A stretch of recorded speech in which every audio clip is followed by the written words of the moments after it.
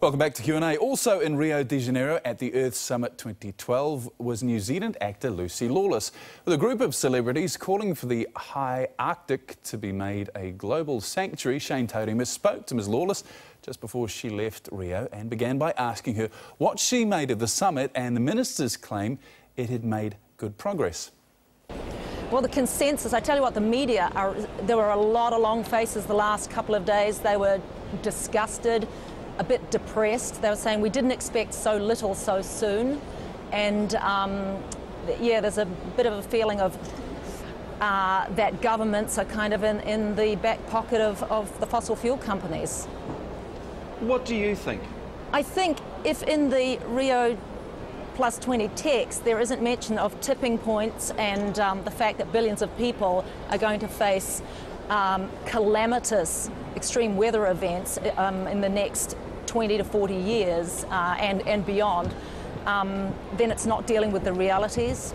The data's in. Climate change is real, it's dangerous, it's coming, and we have to move away from fossil fuels sooner rather than later. We've got enough oil to do it, so let's do it now and leave the Arctic alone. You would have just heard the Minister talking about pushing ahead with fossil fuel drilling and also the government actively urging other countries to cut subsidies. Amazing. What do you make of that?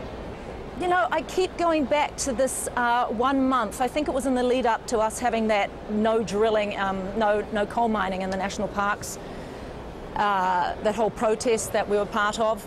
In practically the same week, they laid off 90 dock workers and expanded their Crown Petroleum and Minerals Department by 30 people.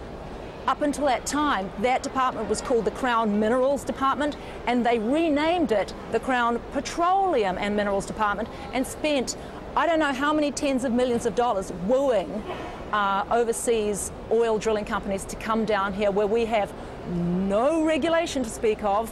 Come on down and do whatever you do. So I don't understand. That seems like a little bit of a disconnect to me. But don't we need jobs? The Minister was at pain to explain that this is all about finding, you know, a good balancing act. We need jobs, we need to grow the economy. Yeah, we do. Yeah, we do.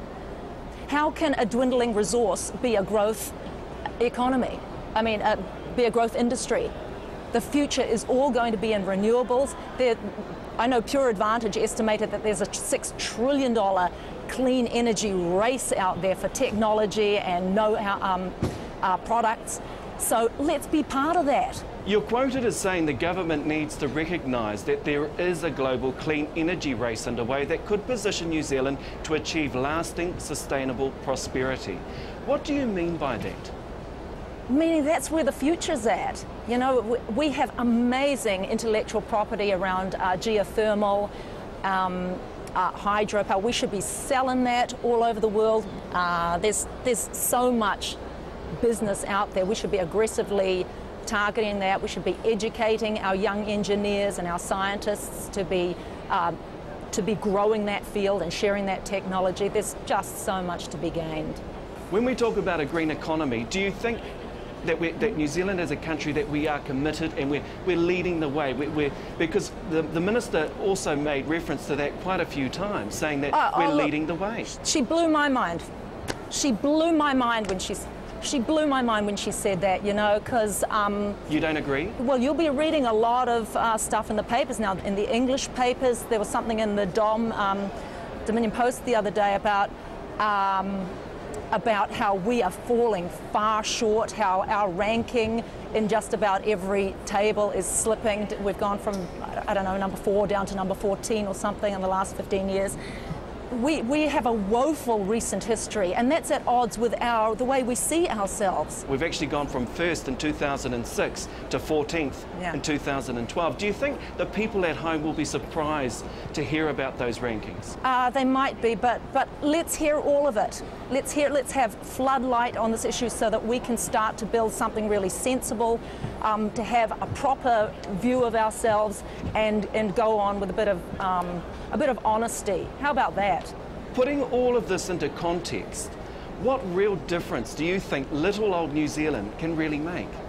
Every single human being on this planet is going to be affected by climate change, and in particular the Arctic, which is the world's refrigerator. You know, every single person on this planet is going to be affected by it, so every single person on this planet has to be part of the solution. And I think we're lucky. I think we're really lucky because there's so much we can do to be part of the solution. So you don't wait for somebody else to do the right thing before you do the right thing. If you know it's right, we got to get on it. Lucy Lawless talking to Shane Todema there.